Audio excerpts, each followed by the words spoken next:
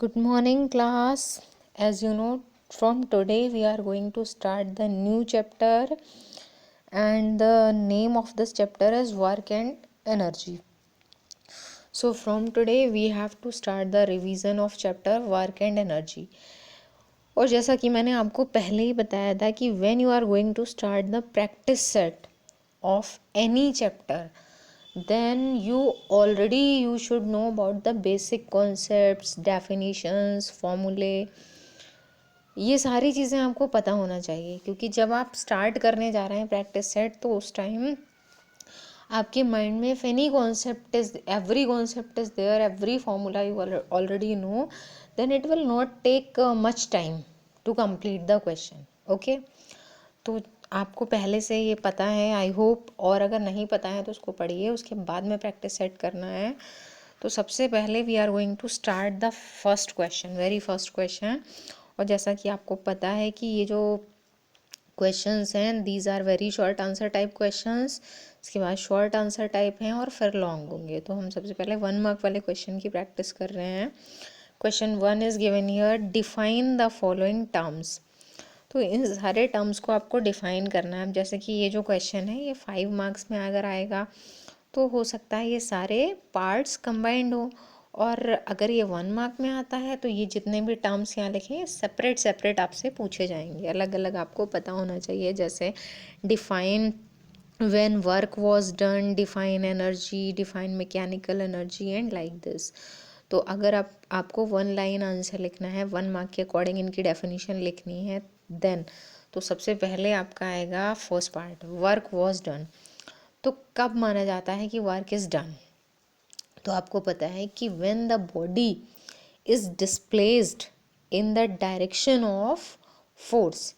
हम वर्क को तब मानते हैं कि वर्क हो रहा है जब बॉडी उसी डायरेक्शन में मूव करती है, उसी डायरेक्शन में डिस्प्लेस होती है जिस डायरेक्शन में फोर्स लग रहा है. ओके, तो अगर फोर्स की डायरेक्शन और बॉडी के डिस्प्लेसमेंट की डायरेक्शन एफ एंड एस, ये दोनों एक ही डायरेक्शन में हैं, then we call it work is done. Okay, energy. तो एनर्जी की तो बहुत बेसिक और सिंपल डेफिनेशन आपको पता है कि energy is the ability to do work और energy is the capacity to do work. किसी भी बॉडी की एबिलिटी की वो वर्क कर सकती है या नहीं, ये उसकी एनर्जी कहलाती है. तो if energy is there then the body can do work.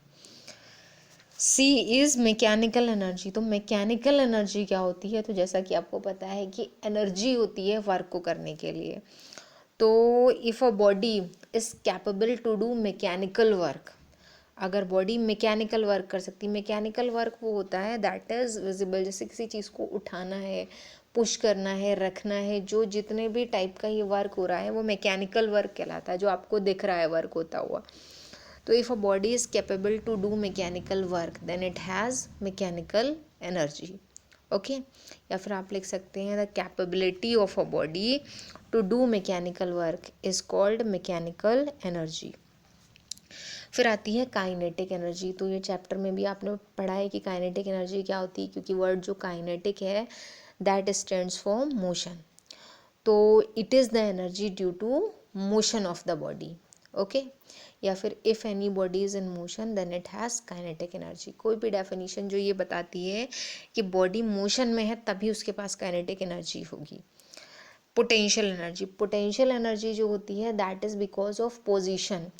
Body position किसी ऐसी पोजीशन में है, जो पोजीशन कैसी होनी चाहिए, हम जो ऑब्ज़र्व करते हैं उसकी हाइट के अकॉर्डिंग करते हैं कि बॉडी अगर ज़्यादा हाइट पर है तो it has more potential energy. तो हम इसको डिफाइन करते हैं, तो the energy possessed by the position of the body या possessed by the height, possessed by its height from the ground.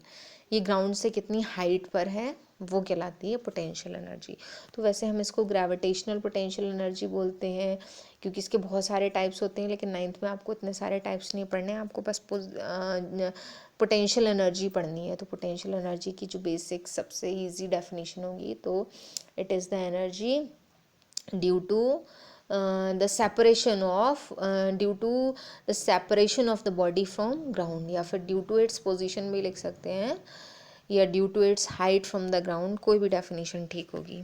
फिर उसके बाद पावर, पावर की डेफिनेशन फॉर्मूले से ही आएगी। तो पावर का फॉर्मूला, जैसा मैंने कहा कि आपको फॉर्मूले अगर पहले से पता है तो इट विल हेल्प यू।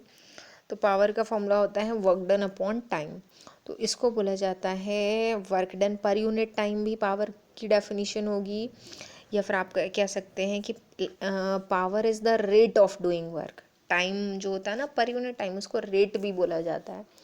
तो it is the rate of doing work या फिर it is work done per unit time, both are correct. ये पावर की डेफिनेशन होगी। उसके बाद कॉमर्शियल यूनिट ऑफ एनर्जी। तो एनर्जी की कॉमर्शियल यूनिट, तो आपको पता है यहाँ एनर्जी, कौन सी एनर्जी की बात हो रही है, यहाँ है इलेक्ट्रिक एनर्जी। ओके, तो इलेक्ट्रिक एनर्जी का अगर हम फॉर्मूला देखें तो आपको पता है पावर का ये फॉर्मूला है। Okay, work done upon time. तो अगर हम यहाँ वर्क को रिप्लेस करें एनर्जी से, क्योंकि वर्क और एनर्जी इक्विवेलेंट होते हैं, तो अगर हम वर्क की जगह पे एनर्जी लिखें तो यहाँ हो जाएगा power is equal to energy upon time. तो एनर्जी का फॉर्मूला क्या बन जाएगा, एनर्जी हो जाएगी आपकी पावर इनटू टाइम। ठीक है, अब यहाँ डिफाइन एनर्जी को नहीं करना है, उसकी यूनिट को करना है। तो देखिए, कॉमर्शियल यूनिट का मतलब होता है ऐसी यूनिट जो बहुत बड़े स्केल पे, बहुत बड़े लेवल पर यूज़ होती है। तो आपको पता है इलेक्ट्रिक एनर्जी, वो एनर्जी जो हम घरों में यूज़ करते हैं, जो अप्लायंसेस कंज्यूम करते हैं, इलेक्ट्रिसिटी जो हम यूज़ करते हैं, उसकी यूनिट की बात हो रही। तो कॉमर्शियल यूनिट में हमें पता है कि जो पावर होती है अप्लायंसेस की, वो किलो वॉट में मेज़र की जाती हैं, किलो वॉट में, और टाइम जो है वो आवर्स में मेज़र किया जाता है। तो कॉमर्शियल यूनिट जो है वो इलेक्ट्रिक एनर्जी की है किलोवाट आवर।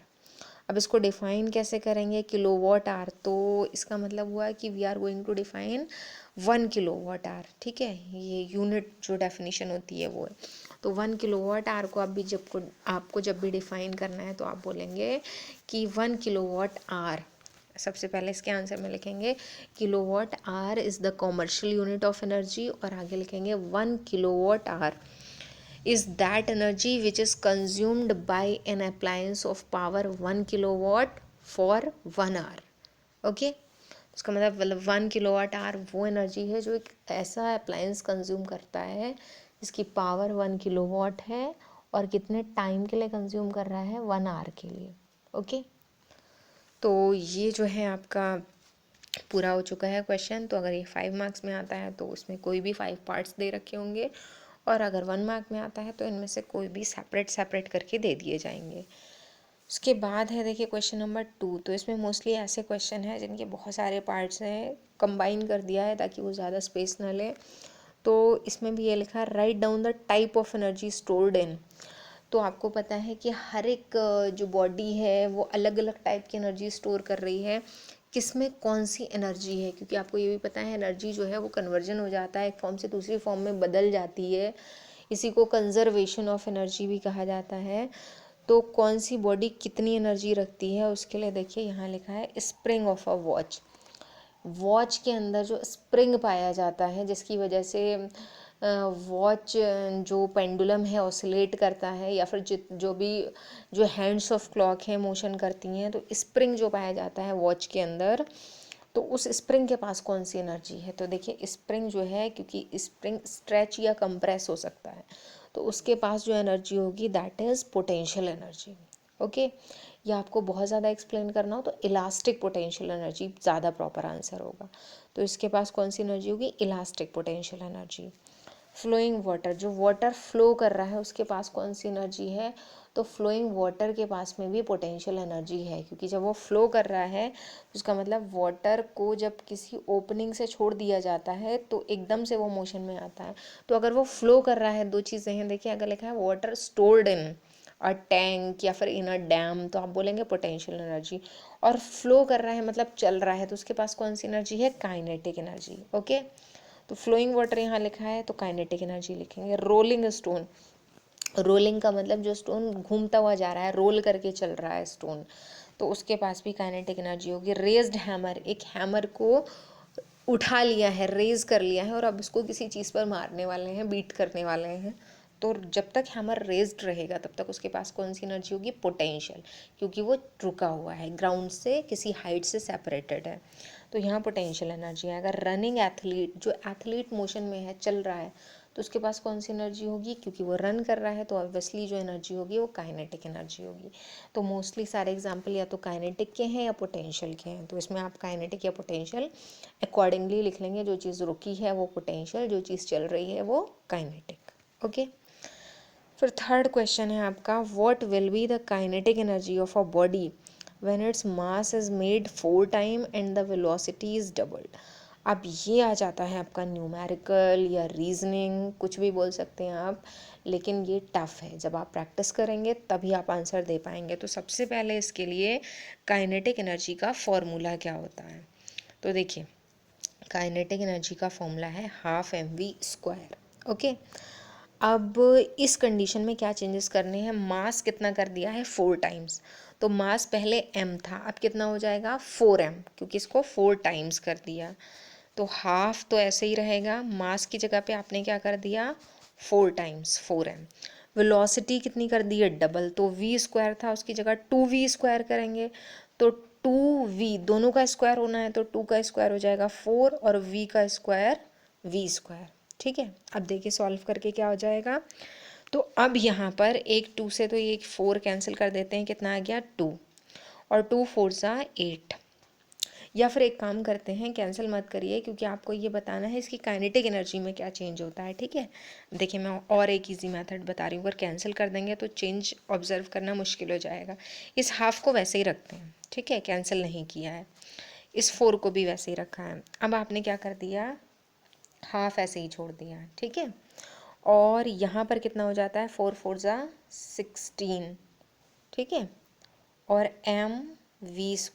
क्लियर, सब समझ में आ रहा है ना, ½ 16 mv²। अब देखिए, अब इसमें से आपने क्या किया, ½ mv², ये तो आपका ऑलरेडी k था काइनेटिक एनर्जी, और इसके साथ में किसकी मल्टीप्लाई हो गई 16 की।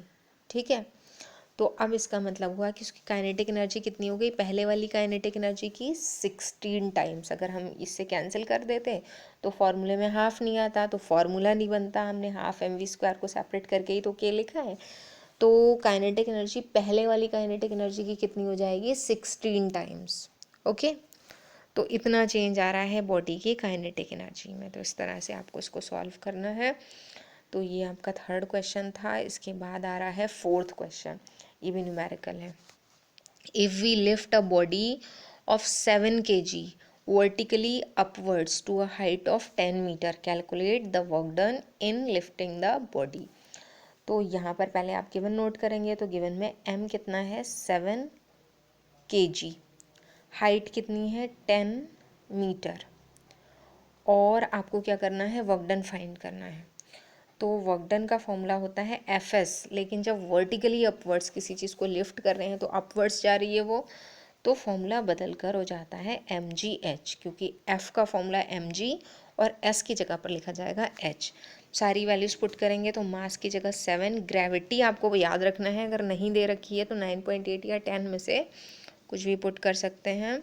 हाइट कितनी है यहाँ पर 10। अब आपको इसको सॉल्व कर लेना है, तो कितना हो जाएगा ये, तो 100 ही हो आपका ये 10 और 10 की 10 टेंजा जो है वो 100 हो जाएगा, और 7 से और मल्टीप्लाई कर देंगे, तो 100 × 7, तो ये हो जाएगा 700, और क्या आ जाएगा जूल। ओके, वर्क डन की यूनिट। तो आपका आंसर आ जा रहा है 700 जूल। तो ये आपका क्वेश्चन नंबर 4 का आंसर था। उसके बाद क्वेश्चन नंबर 5 देखिए, state the transformation of energy that takes place when. Transformation means energy का कन्वर्जन किस फॉर्म से किस फॉर्म में जा रही है। Green plants prepare their food, तो ग्रीन प्लांट्स जब अपना फूड बना रहे हैं तो एनर्जी किस फॉर्म से किस फॉर्म में कन्वर्ट हो रही है। तो देखिए ग्रीन प्लांट्स कैसे अपना फूड बनाते हैं, आपको पता है फोटोसिंथेसिस का प्रोसेस होता है, और जब लाइट एनर्जी उनको मिलती है, लाइट उन पर पड़ती है, तो वो अपना फूड बनाते हैं, फूड में कन्वर्ट होती है। इसका मतलब वो केमिकल एनर्जी, फूड में क्या क्या चीज़ें होती हैं, केमिकल्स होते हैं, बहुत सारी चीज़ों का कॉम्बिनेशन होता है, तो यहाँ कन्वर्जन है light energy to chemical energy. Okay, उसके बाद head of a nail hammered hard and it becomes hot, तो head of a nail hammered hard, तो हैमर्ड हार्ड का मतलब उसको काइनेटिक एनर्जी, इसका मतलब ये है कि हैमर से नेल को बीट किया, ठीक है। तो जैसे ही हैमर बहुत फोर्स के साथ नेल पर पड़ता है तो नेल गर्म हो जाती है, जो कील है वो गर्म हो जाएगी। तो हैमर के पास जो एनर्जी थी, इसमें बहुत सारे चेंजेस भी बता सकते हैं। सबसे पहले हैमर क्योंकि उठाया गया था, पोटेंशियल एनर्जी थी, जैसे ही वो उस पर पड़ता है काइनेटिक एनर्जी में कन्वर्ट होती है, और काइनेटिक एनर्जी लास्ट में किस में कन्वर्ट हो जा रही है, हीट एनर्जी में। तो potential to kinetic to heat, इसमें 3 कन्वर्जन्स हो गए। तो इस तरह से आपको कंसंट्रेशन के साथ क्वेश्चन पढ़ना है और उसका आंसर देना है। तो आज का रिवीजन क्वेश्चन 5 तक है, फिर नेक्स्ट टर्न से स्टार्ट करते हैं। Okay, thank you.